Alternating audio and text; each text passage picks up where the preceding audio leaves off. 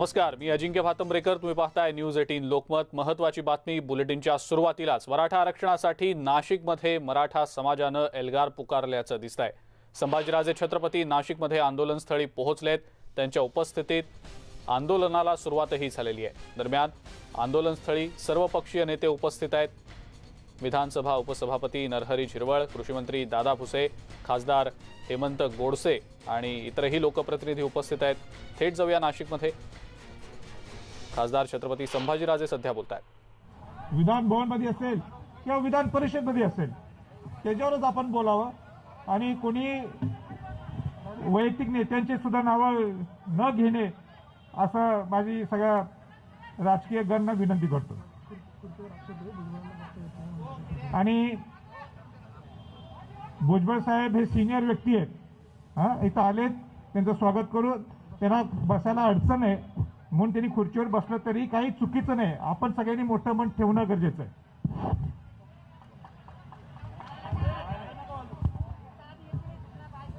या ठिकाणी छत्रपती संभाजी महाराजांनी सुद्धा काही मनोगत व्यक्त केलं. सर्व बांधवांना, कार्यकर्त्यांना माझी सूचना आहे की आपण सर्व शांततेच्या मार्गाने आतापर्यंत मोर्चे त्या ठिकाणी काढले.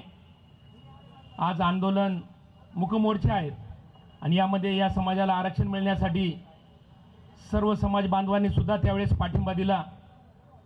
आज लोकप्रतिनिधी म्हणून बोलत असताना ज्यावेळेस समाज पाठिंबा देतो त्याच वेळेस लोकप्रतिनिधी त्या ठिकाणी पोहोचतो.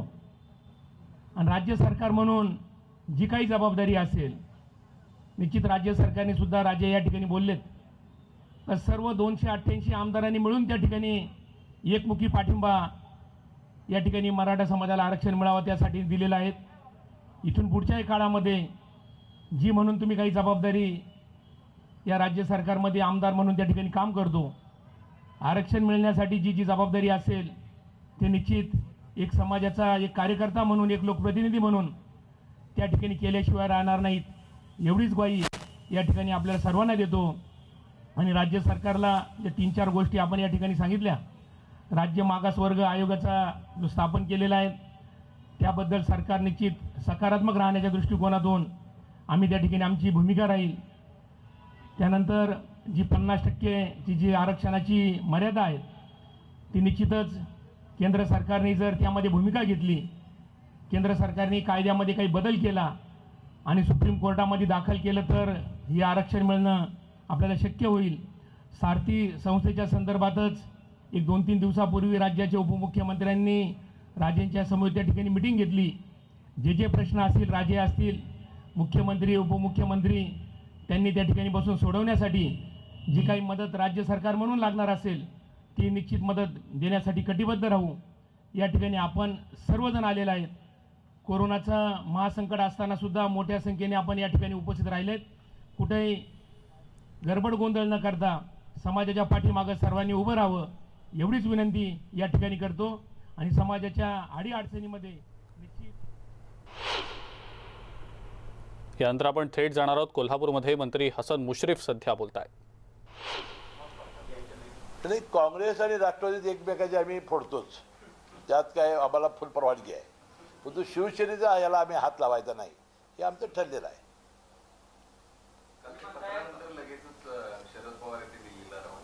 नाही, पवार साहेबांचा पूर्वनियोजित कार्यक्रम होता. साहेब असं काय लगेच झालं. दिल्लीला म्हणजे आता ते खासदार आहेत, त्यांच्या शस्त्रक्रिया झाल्यानंतर ते पहिल्यांदा जात आहेत. हा काय लगेच सकाळी पत्र आले आणि तासापर्यंत दौरा असं नाही. त्या दौरा 2-3 दिवस आधी ठरतो.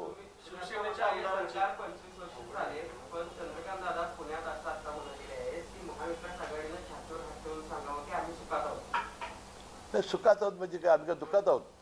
ते दुःखात आहेत, ते अस्वस्थ आहेत. आमची काही सत्ता चालू आहे. ह्या कोरोनासारख्या सुद्धा महामारीला अनुभव नसताना आम्ही समर्थपणानं तोंड देतोय. त्यामुळे आम्ही छातीवर नाही, आम्ही डोक्याला हात ठेवू शकतो. आम्ही सुखात आहोत.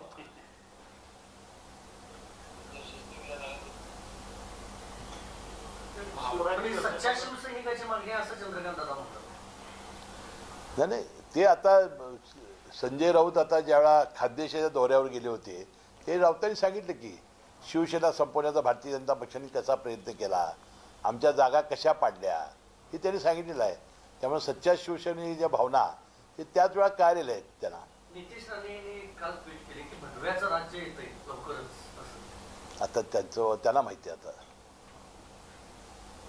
नाही, पण ह्या एकूणच जो काही त्रास दिला होता त्यावरून हे पत्र लिहिले सरनाईक यांनी असं दिसतंय. मग यानंतर तुमचं किंवा तुमच्या पक्षाच्या प्रवक्त्यांचं किंवा त्याच्याशी कुणाचं बोलणं झालंय का किंवा त्यांना बोलण्याचा नाही, फक्त राष्ट्रवादी काँग्रेस आणि काँग्रेस पक्षाची आमची भूमिका शिवसेनेबद्दल काय आहे हे आम्ही सांगितलं. बा आम्ही अशा पत्रकाराचा काही नाही. त्यांनी जे पहिल्या पॅरेग्राफमध्ये उल्लेख केलेला आहे म्हणून संदेश चुकीचा जाऊ नये म्हणून माझं एक खंडन आहे. साहेब, शिवसेनेच्या आमदारांची कामं होत नाहीत अशी त्यांची तक्रार आहे. आता मुख्यमंत्री त्यांचे आहेत, त्यांची कामं होण्याबद्दल आमची काही अडचण नाही. त्यांना आमच्यापेक्षा दुप्पट कामं करावी त्यांनी, काय अडचण नाही. जिल्हा प्रशासनात सुद्धा शिवसेनेला डावल जात आहे असं राजेश शेलारांनी परवा सीएम साहेबांनी निश्चित पण सांगितलं. नाही, आता मी तुम्हाला कोल्हापूर जिल्ह्याचं उदाहरण दिलं. मी जिल्ह्याचं उदाहरण दिलं तुम्हाला. ठीक आहे, स्थानिक काँग्रेसचा आमदार आणि ते पराभूत झाले असल्यामुळे थोडेफार असतील कुरबुरी. मी कुरबुरी नाही म्हणत नाही, परंतु किती मोठ्या मनाने आम्ही सामावून घेतलेला आहे कोल्हापूर जिल्ह्यामध्ये हे सांगितले ना आम्ही. संभाजीराजेंचं आंदोलन चालू आहे. आज कोल्हापूर नंतर आज नाशिकमध्ये आंदोलन होतंय. त्या दिवशी मीटिंग झाली, ठीक आहे तुम्ही नव्हता, मागण्या मान्य काही प्रमाणात झाल्या, पण लॉंग मार्च काढल्यावर संभाजीराजेंनी मराठा समाज ठाम आहे, पुण्यापासून मंत्रालयापर्यंत लॉंग मार्च काढला जाणार आहे. नाही, मला काय त्यांची भेट झालेली नाही, परंतु ज्या दिवशी मूक आंदोलन झाल्यानंतर मी आणि पालकमंत्री सतेज पाटलांनी त्यांना लगेच निमंत्रण दिलं. लगेच मुख्यमंत्री उपमुख्यमंत्र्यांची आम्ही वेळ ठरवून दिली. दुसऱ्या दिवशी त्यांची चर्चा झाली. त्यानंतर पुन्हा काल सारथीच्या निमित्ताने शनिवारी अजितदादा पवारांनी त्यांचीही चर्चा झाली. मला वाटते जे 6 विषय आहेत ते सगळे मार्गी लागलेले आहेत. आता फक्त आरक्षणाचा मुद्दा आहे, त्याबद्दल तुम्हाला त्यावेळीसुद्धा मी स्पष्ट सांगितलं होतं. आता हे राज्य सरकारच्या हातामध्ये नाही, आता केंद्र सरकारकडे आपल्याला जावं लागेल आणि फेरविचार याचिकेचा निकाल लागल्यानंतर ते छत्रपती शिवाजी महाराज आणि ज्यांनी सामाजिक क्रांती राज्यकर्त्याच्या माध्यमातून या देशामध्ये पहिल्यांदा सुरू केली, ते आदरणीय छत्रपती शाहू महाराज आज हे आपल्या कार्यक्रमाची धुरा ज्यांनी अंगावर घेतलेली आहे, खांद्यावर घेतलेली आहे, ते सन्माननीय छत्रपती संभाजी महाराज आणि इतर सर्व प्रमुख कार्यकर्ते, झिरवळ साहेब आहेत, मंत्री महोदय भुसे आहेत, सगळे जे आहेत लोकप्रतिनिधी, माझ्या बांधवांनो, भगिनी आणि मातांनो, मला आमंत्रण दिलं या कार्यक्रमाचं आपल्या कार्यकर्त्यांनी. त्यानंतर काल छत्रपती संभाजीराजेंबरोबर सुद्धा बोलणं झालं आणि मी त्यांना ताबडतोब सांगितलं की मी येणार आहे. मराठा समाजाला हक्काचं आरक्षण मिळालं पाहिजे याबद्दल कुणाच्याही मनामध्ये दुमत नाही. माझ्या पक्षाची भूमिका सुद्धा तीच आहे पहिल्यापासून. अर्थात तो राष्ट्रवादी काँग्रेस पक्ष असेल, शिवसेना असेल, काँग्रेस पक्ष असेल, बीजेपी असेल, वंचित आघाडी असतील, मराठा समाजाचे जे आहेत नेतृत्व करणारे जे आहेत, जी फळी आहे, त्या सगळ्यांनी वारंवार सांगितलेलं आहे की कुणाच्या आरक्षणाला धक्का न लावता मराठा समाजाला हक्काचं आरक्षण मिळालं पाहिजे. जी भूमिका या सगळ्या पक्षांनी मांडली, माझ्या पक्षाने मांडली, त्या पक्षाशी मी नेहमीच एकनिष्ठ राहिलेलो आहे, त्या भूमिकेशी, आणि ती भूमिका मी नेहमीच वेगवेगळ्या ठिकाणी मांडलेली आहे. आरक्षण मिळालं पाहिजे. अडचणी आहेत. काही काही लोकांचं तर म्हणणं असं आहे की आता ओबीसीचं जे आहे हे आक्रोश मोर्चे सुरू झाले आणि ते फक्त मराठा समाजाच्या या कार्यक्रमाला विरोध करण्यासाठी. असं नाही. दोघे अडचणीत आहे दोन्ही समाज. मराठा समाजाचं सुद्धा आरक्षण सुप्रीम कोर्टाने नाकारलं आणि असलेलं आरक्षण ओबीसीचं त्याच्यावर सुद्धा सुप्रीम कोर्टाने गदा आणली आणि सांगितलं की सगळ्यांची डोकी मोजा, माहिती गोळा करा. आता तुम्हाला सगळ्यांनाच कल्पना, गेली 2 वर्ष जी आहे ती थोडी करोनामध्ये चालले, कोण कोणाच्या घरी जाईना, ती माहिती कोण गोळा करणार आहे आणि कशी होणार. परंतु कायद्याच्या कचाट्यात सापडल्यानंतर या अडचणी निर्माण होतात आणि म्हणून त्यांचं सुद्धा म्हणणं आहे की बा आमचं आरक्षण वाचवा आणि म्हणून त्यांचा आक्रोश मोर्चा. पण काही जे लोक आहेत हे ओबीसी आणि मराठा समाज किंवा इतर समाज याच्यामध्ये वितुष्ट निर्माण करण्याचा प्रयत्न करतात, तो योग्य नाही.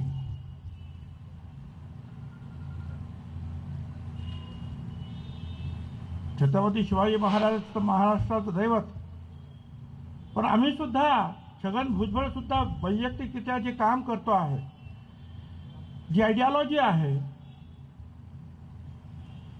जिच्यावर आम्ही जाऊ इच्छितो आणि जाण्याचा प्रयत्न करतो आहोत, ती कुणाची आहे, कोण आहे? आमची दैवतच आहे. छत्रपती शाहू फुले आंबेडकर आमची दैवत आहेत, दैवत. आणि त्याच छत्रपती शाहू महाराजांचे वारसदार जे आहेत छत्रपती संभाजी महाराज, आज ते ह्या सगळ्या कार्यक्रमाचं नेतृत्व करत आहे. मला आनंद आहे.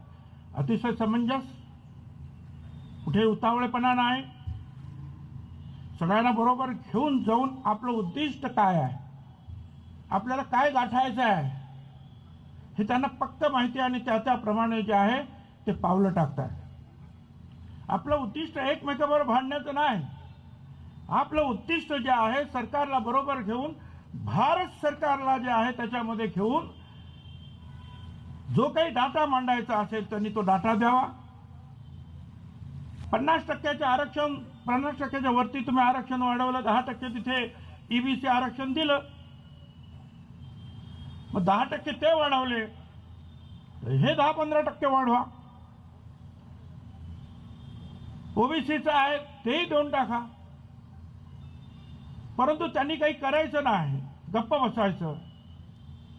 आणि कोर्टामध्ये मात्र आपण लढतो आहोत आणि कोर्टामध्ये लढत असताना भारत सरकारच्या सहकार्याची नितांत आवश्यकता आहे. ती मराठा समाजाच्या आरक्षणासाठी सुद्धा आहे, ती ओबीसी आरक्षणासाठी सुद्धा आहे, दोघांसाठी. आज सुप्रीम कोर्ट जे आहे, नाही म्हटलं तरी त्यांनी हे सगळा अडथळा निर्माण झाला त्यांच्या निर्णयामुळे. त्यामुळे आपण एकत्र होऊन हे लढलं पाहिजे. सामाजिक तेढ निर्माण होण्याचं कारण नाही. आपण सगळ्यांनी पाहिलं, मराठवाडा विद्यापीठाला ज्यावेळेला बाबासाहेब आंबेडकरांचं नाव देण्याचा प्रश्न होता, त्यावेळेला असेच गट पडले आणि महाराष्ट्रातली खेड्यापाड्यातून गोरगरीब जनता त्याच्यामध्ये होरपळली गेली. समाजामध्ये वितुष्ट निर्माण झालं. काय कारण? आपल्याला जर विरोधच नाही कोणाचा, तर मग त्यांच्या विरुद्ध जाण्याचं कारण काय? आता आमच्या बाबतीत वेगळीच परिस्थिती आहे. बाकीच्या वेळेला कोणी काही बोलणार नाही आम्हाला. निवडणूक आली का आमच्या इथे सुरू होते, हे बघा, हे जे आहेत हे मराठा समाजाच्या विरुद्ध निवडणुकीला फक्त. बाकीच्या वेळेला काय नाही. बाकीच्या वेळेला आम्ही बोलतो, काम करतो, एकत्र करतो, सगळं काय करतो. आणि मी सुद्धा माझ्या कार्यालयात असेल किंवा माझ्या हातामध्ये जी काही पदं द्यायची असतील त्याच्यामध्ये कधी भेदभाव केला नाही. सगळ्यांना न्याय देण्याचा प्रयत्न मी केलेला आहे. कारण मी छत्रपती शाहू फुले आंबेडकरांचा पाईक समजतो, नवे आहे आणि त्याच मार्गाने आम्ही जाणार. आता बाकीचे प्रश्न जे आहेत हे महत्त्वाचा प्रश्न, नंतर बाकीचे प्रश्न जे आहेत संभाजीराजेंनी मांडलेले आहेत. तिथे अजितदादा आणि काय आपलं अशोक चव्हाण वगैरे सगळे हे आमदार बसलेत, कोण असतील, माझी पण असतील याच्यामध्ये. यांना विचारा की मराठा समाजाचा प्रश्न विधानसभेत आला आणि छगन भुजबळने कधी विरोध केला, हात वरती करून सांगा की भुजबळने विरोध, पाठिंबाच दिला, कोणी सांगू शकणार. मला कधी विचारला तर मी सांगतो हे असं आपल्याला करायला पाहिजे. नाही विचारलं, पाठिंबा, संपला विषय. माझा पक्षाचं तेच मत आहे. परंतु छगन भुजबळ हा आपला दुश्मन आहे अशा प्रकारचा प्रचार किंवा मत तयार करण्यासाठी काही लोक पुढे असतात. त्यांना मराठा समाजाला आरक्षण देणं महत्वाचं आहे की छगन भुजबळवर आसूड ओढणं हे महत्वाचं हेच काय कळत. आणि म्हणून आपल्या कामाचं जे उद्दिष्ट आहे त्याच्यामध्ये जे आहे कुठेही फेरफार होता का. आपलं उद्दिष्ट आहे मराठा समाजाला आरक्षण मिळालं पाहिजे, संपला विषय. आणि त्यासाठी सगळ्यांना एकत्र घेऊन लढलं पाहिजे. आणि म्हणून मी अभिनंदन यासाठीच करतो ह्या संपूर्ण महाराजांचं आणि त्यांच्या कार्यकर्त्यांचं की सगळ्यांना बरोबर घेऊन जाण्याची भूमिका त्यांनी घेतली. अहो मोर्चे आणि बाकी जे काय आता कधी कधी फार कडक बोलतात लोक, कोण बॉम्ब बोलतं, कोण काय बोलतं, कोण काय बोलतं. अरे बाबांनो, कोण कोणावर कोणाशी लढायचं, कुणी कुणाशी लढायचं. सगळी जर फुले शाहू आंबेडकरांची जर लेकरं आहे तर लढायचं कुणी कुणाशी. आपला लढा व्यवस्थेशी आहे. आपला लढा व्यवस्था आणि कोर्ट या दोन्ही याच्यावर लढायचा. एक सांगतो, आपली चर्चा झाली ती सारथीची असेल, ती आणखीन काय असेल, जी काय असेल त्या चर्चेनुसार अजितदादा असतील किंवा अशोकराव चव्हाण असतील की आणखी कोणी असतील, त्या सगळ्यांनी जे जे प्रपोजल मांडले ते तातडीनं जे आहे महाराष्ट्र सरकारच्या आताच्या मंत्रिमंडळामध्ये ताबडतोब मंजूर करण्यात आले. चर्चा सुद्धा कोणी केलेली नाही आणि यापुढे करणार नाही. कारण आमचा विश्वास आहे की तुम्ही जे कराल ते सगळ्यांना बरोबर घेऊन आणि योग्य मार्गाने जोपर्यंत जातात, चर्चेशिवाय मार्ग नाही. चर्चा करावी लागेल, बरोबर घ्यावं लागेल, कोर्टात जावं लागेल. आणि मला असं वाटतं की मी आपला अधिक वेळ घेतोय. मला थोडासा बॅकेजचा पण प्रॉब्लेम निर्माण झाला म्हणून खुर्चीवर बसलो आणि मुंबईला आता ताबडतोब निघायचं. मी खास या तुमच्या कार्यक्रमाला इथे सांगण्यासाठी, आश्वस्त करण्यासाठी महाराजांच्या आमंत्रणावरून आलोय की मी तुमच्या बरोबर आहे. कधीही मी तुमच्या विरुद्ध गेलो तर ताबडतोब मला तुम्ही प्रश्न विचारा की भुजबळ तुम्ही आमच्या विरुद्ध का. हे कुणाच्या आरक्षणाला धक्का लागता कामा नये. ही जी सगळ्या पक्षांची आणि महाराजांसहित सगळ्यांचं जे मत आहे त्या मताशी मी 100% माझी बांधिलकी आहे. धन्यवाद. जय हिंद, जय महाराष्ट्र.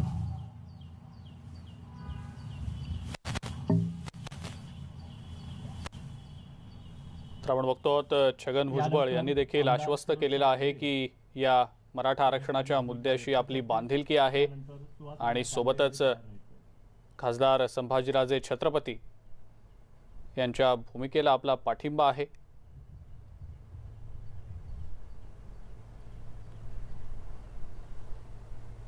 एका ब्रेकची वेळ झाली आहे. बघत रहा न्यूज 18 लोकमत. ब्रेकनंतर आपल्या सगळ्यांचं पुन्हा एकदा स्वागत. शिवसेनेचे आमदार प्रताप सरनाईक यांनी लिहिलेल्या पत्रामुळे राज्यात खळबळ माजलेली आहे आणि यामुळे शिवसेनेमध्ये गटबाजी असल्याची चर्चाही सुरू असल्याच्या प्रश्नावर शिवसेनेचे खासदार संजय राऊत यांनी आता उत्तर दिलंय. प्रताप सरनाईक अडचणीत आहेत. त्यांच्या पत्रात त्यांनी त्यांच्या अडचणींचं कारण स्पष्ट केलेलं आहे. दरम्यान विनाकारण त्रासाशी कसा मुकाबला करायचा यासाठी संपूर्ण पक्ष आणि मुख्यमंत्री सरनाईक यांच्या पाठीशी असल्याचंही राऊत म्हणाले. दरम्यान तिन्ही पक्षात आदर्श असा समन्वय असून मुख्यमंत्री म्हणून त्यांचा महाविकास आघाडीतल्या पक्षांशी समन्वय असल्याचं राऊत यांनी म्हटलंय. दरम्यान आमचं काळीज वाघाचं आहे. कोणत्याही प्रसंगाला तोंड देणारे महाभारतातले आम्ही योद्धे आहोत असंही राऊत म्हणाले.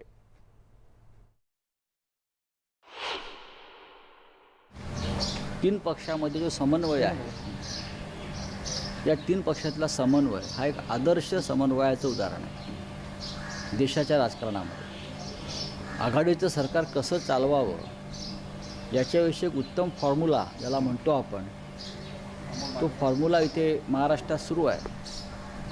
आणि उद्धव ठाकरे मुख्यमंत्री म्हणून इतर दोन्ही पक्षांशी उत्तम रीतीने समन्वय ठेवून. मी सरकारमध्ये नाही, आमदार सांगू शकतात.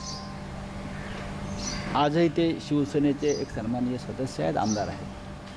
पण ते ते ते त्रासात आहेत, ते अडचणीत आहेत, त्यांचं कुटुंब अडचणीत आहे आणि त्यांच्या अडचणीचं कारण त्यांनी त्यांच्या पत्रात स्पष्ट म्हटलेलं आहे की भारतीय जनता पक्ष केंद्रीय तपास यंत्रणांचा वापर करून विनाकारण त्रास देत आहे असं त्यांनी पत्रात स्पष्ट म्हटलं आहे.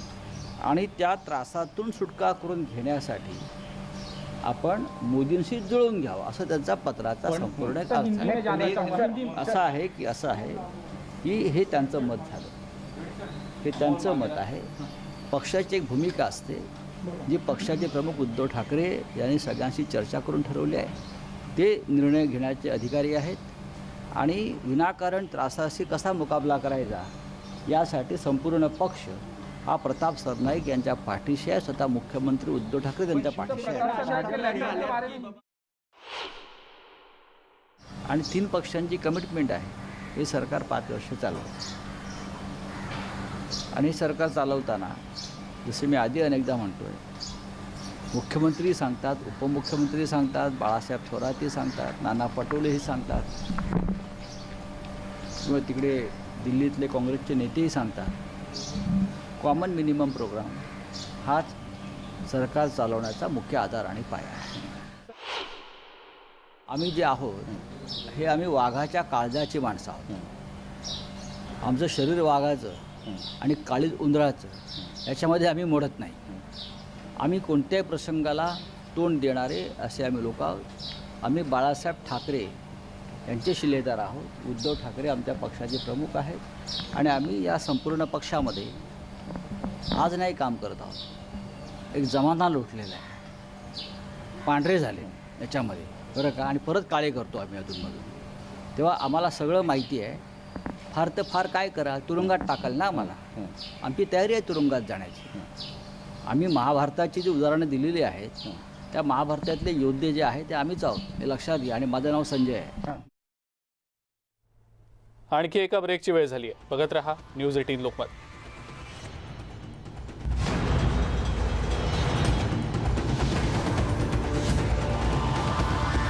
मोहम्मद शाह यांनी आरोग्य मंत्र्यांना हे सगळे डोस रद्द करून ठीक है लगाया क्या सुपर सर सुपर.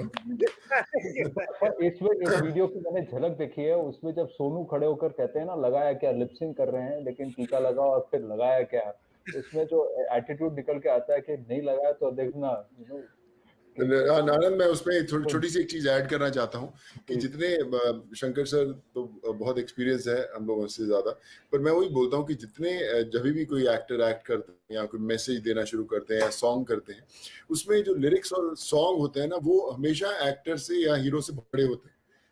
लोग बोलते हैं यार देखो क्या बड़ा स्टार है, क्या लग रहा है गाना, गाने में वो कुछ अच्छा नहीं लग रहा, जो पीछे बज रहा है वो कमाल का लगता है. So all credit goes to Shankar sir और उनके दो रॉक स्टार्स जो मैं जिनको देख रहा हूँ, जब वो इतने कमाल की धुन बनाते हैं सर, इतना कमाल का गाते हैं, तो हम तो ठीक ठाक भी करेंगे तो अच्छा ही लगेगा. पर all thanks to you and all credit goes to you for making such हमारा जो 10% का गाना है वो आप आके उसको 1000% एम्पलीफाई कर देते हो just by your presence. End that's true. या True, absolutely. Sonu ji, thank you very very much. I know you also have a very very busy schedule. Thank you very much कि आप हमारे साथ जुड़े. अगर आप मुझे 2 मिनट और दें तो हर्षदीप कौर भी हमारे साथ जुड़ने वाली है, of course, जी, जिन्होंने इस एंथम को गाया है.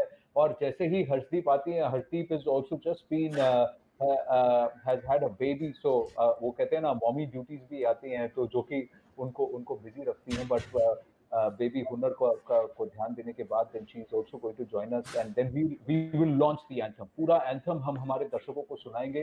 जो मैसेज है, जो टोन्स हैं, जो पूरा मूड है वो हम हमारे दर्शकों को जरूर सुनाएंगे. लेकिन एक खास बात है doctor Sibal, I wanted to ask you, ये अलग अलग जगह अलग अलग डाउट्स हैं लोगों के बीच में. ऑन ग्राउंड जब आपके पास एक एंथम, एक मैसेज जैसे सिंपल सा मैसेज है कि जब अपनी बारी आए टीका लगा, ये संजीवनी है, ये ढाल है, ये हेल्प करता है. आपको लगता है कि जब ऐसे मैसेजेस इसको आप सॉन्ग मोड में करते हैं तो it just helps? Quick comment and I am just going to then we launch the anthem if Harshdeep and then we talk to her after that. Ji Anupam. No, absolutely, Anand. It's extremely important to create awareness. It all starts with awareness. Once you have awareness, then we can go and discuss and clear different doubts that people have. Like Sonuji gave an example of the doubt that someone in his staff had. So what does vaccination do? It prevents serious complications. It prevents hospitalization. it prevents ICU admission and it prevents death. और हमारे pass अब real world live data है। Apollo hospital में 31,621 health care workers, doctors, nurses, other professionals को in 23 cities जो हमने vaccinate KIA और उनको फॉलो अप किया 31 मई तक, उसमें हमने देखा, और ये सेकेंड वेव इसमें थी, इसमें डेल्टा वेरिएंट था, क्योंकि डेल्टा वेरिएंट के केसेस बड़े हैं और लोगों के मन में ये बड़ी आशंका है कि डेल्टा वेरिएंट के खिलाफ वैक्सीन काम करती है कि नहीं। तो हमारे रिजल्ट्स क्या थे? हमने दोनों वैक्सीन यूज करी, कोविशील्ड 91%। संजीवनी अँथमचं ग्रँड लॉन्चिंग आता आपण बघणार आहोत, पण एक ब्रेक घेऊया छोटासा, लगेच परत येऊया। बघत रहा न्यूज 18 लोकमत।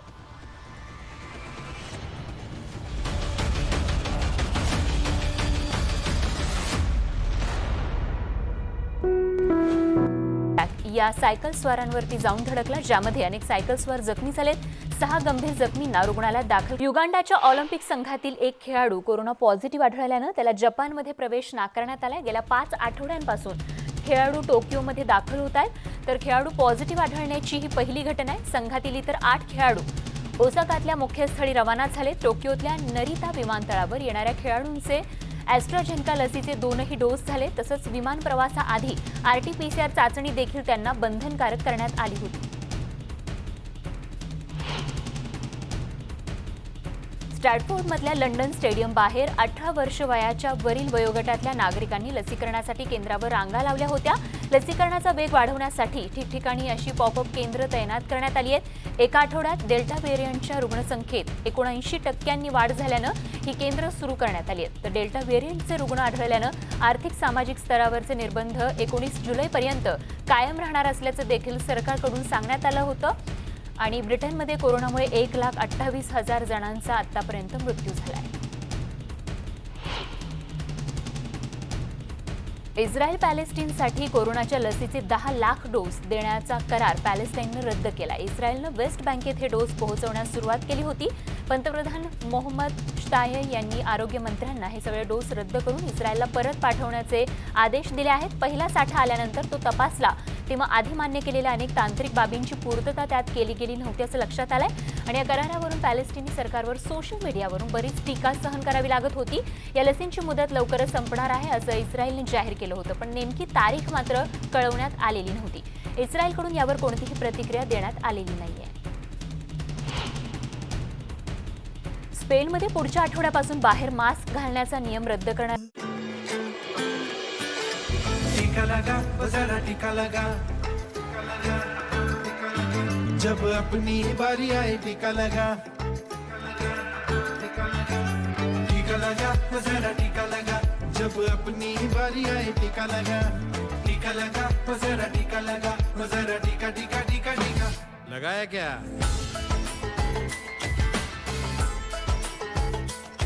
चल हाथ बढ़ा और साथ सभी के चल दे, एक टीके से बन जाए बात समझ ले, परिवार साथ मित्रों को शामिल करके लड़ जाएंगे टीकाकरणों के दम पे। ओ ये जो ढाल सी है वो कमाल सी है, संजीवनी आई यहाँ। टीका लगा तो जरा टीका लगा, जब अपनी बारी आए टीका लगा, टीका लगा तो जरा टीका लगा, तो जरा टीका टीका टीका टीका लगाया क्या?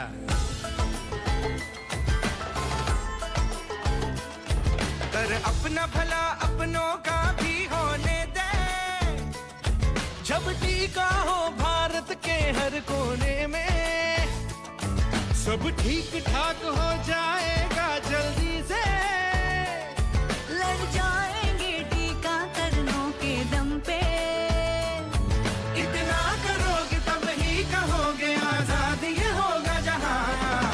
टीका लगा तो जरा टीका लगा, जब अपनी बारी आए टीका लगा, टीका लगा तो जरा टीका लगा, तो जरा टीका टीका टीका टीका लगाया क्या? लगवा ले चुमन जरा सहले सहले, तू सबसे ये कह ले जनहित में जारी मिलती क्या डरना, हो निडर टीका लगा तो जरा टीका लगा, तो जरा टीका टीका टीका। ठोस कदमों से मंजिलें मिलती, जैसे ऋतुओं से जूझ के कली है खिलती। ठान लो अब से, लो जिम्मेदारी, टीका लगवाने जाना है हमें इस बारी।